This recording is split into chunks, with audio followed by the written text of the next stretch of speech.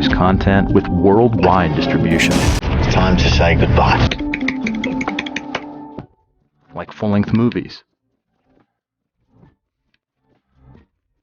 documentaries, and TV shows.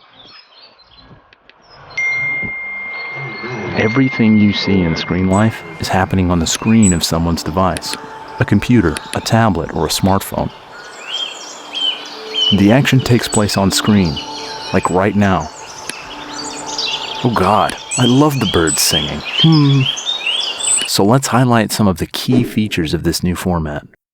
The user's interface replaces the scenery, and the cursor movements replace the main character's actions.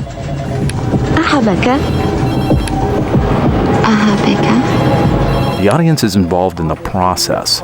Their focus and attention play a major role. David, you with us? Yeah, sorry. I'm here. Not watching means missing out on something truly important, like tips telling us about the inner world of the protagonist.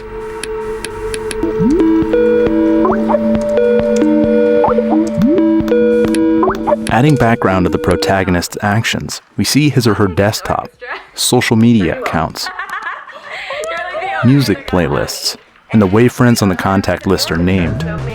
Your computer or phone say a lot about you. And we get to know the protagonist better looking at how desktop folders are arranged, the way the cursor moves, or the choice of browser and messenger. Baby, why is it so clean? Because my mother always said, the order on your table is the order in your head. Everything on screen reflects on the protagonist's character, his age and position. Tumblr a lot.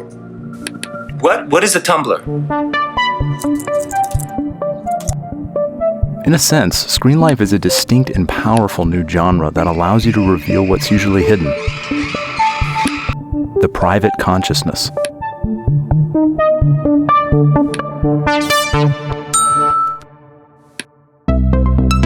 Our unique traits are not captured by the retouched photos we post on Instagram and the precisely engineered wordings of your tweets.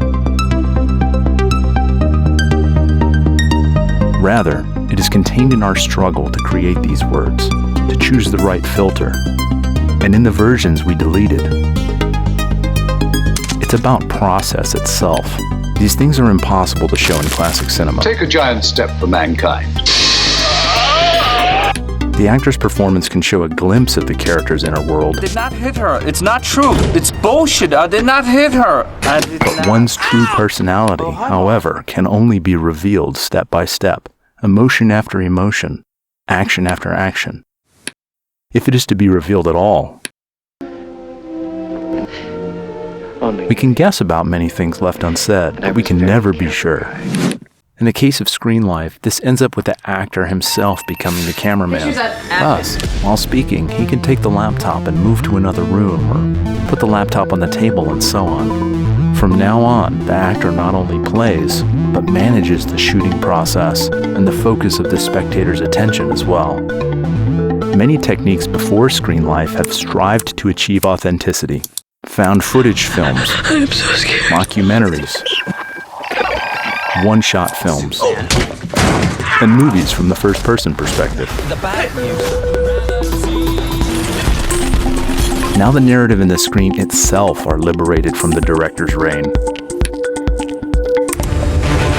You're fired.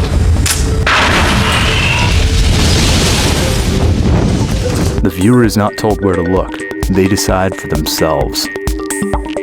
Screenlife allows you to access a character's inner world without the presence of an actor. For the first time, you can get into the protagonist's head and follow their thoughts all the way from idea to completion. The desktop exposes us. Access to the desktop is access to our real life. Once it happened to director and producer Timur Bekmambetov and his colleague Olga Hananot. She forgot to turn off Skype screen sharing, so Timur briefly became an uninvited observer of her desktop. He could see her messaging a friend.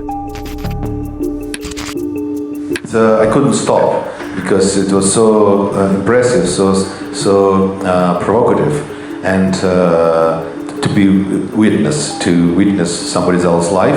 And I had a feeling at this moment that I'm inside Olga's head. I just had an idea that it was so good to make a movie about somebody else's screen life. But there is more to it than just peeping through the keyhole. Screenlife is truly contemporary, with a unique cultural importance, since today, history is often created on the screens of various devices. Just a handful of characters after a hashtag symbol are able to change the game. The US elections, Facebook's personal data leak, and white nationalism, manipulations with algorithms and current political agenda, hacking diplomatic emails and whistleblowing,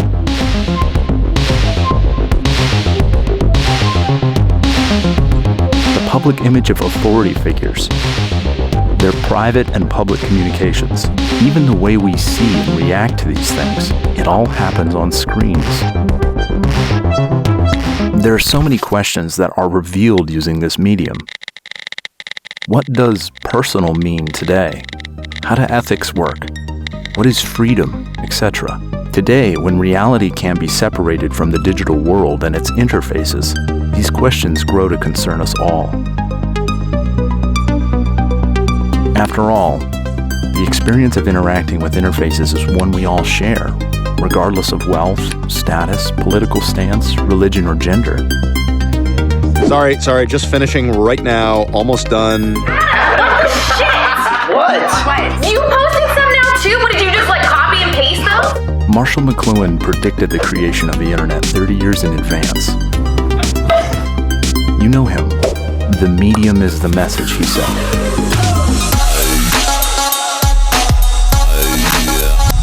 It's more important than ever to remember the way we communicate changes our perception and influences the message itself. We have seen a new generation emerge. You can't imagine its existence without the internet. In a way, it implies a different type of consciousness. Screenlife is akin to the Lumiere brothers' train.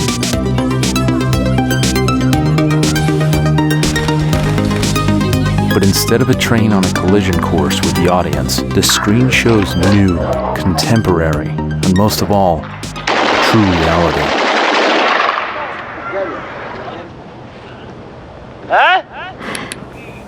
Life on the screen is not simply a metaphor. There are fears, dramas, rules, and myths created by us. The screen is an extension of ourselves. If you work with video production, cinema, or even game design, Screenlife can become a new environment for expression, one whose true potential is yet to be discovered. New tools for working in this environment will appear. There is plenty of room for creativity, innovation, and of course, the joy of discovery. If you're still wondering whether it's worth trying, here's another reason to consider. This might be the first time when something truly innovative becomes available to everybody. No strings attached.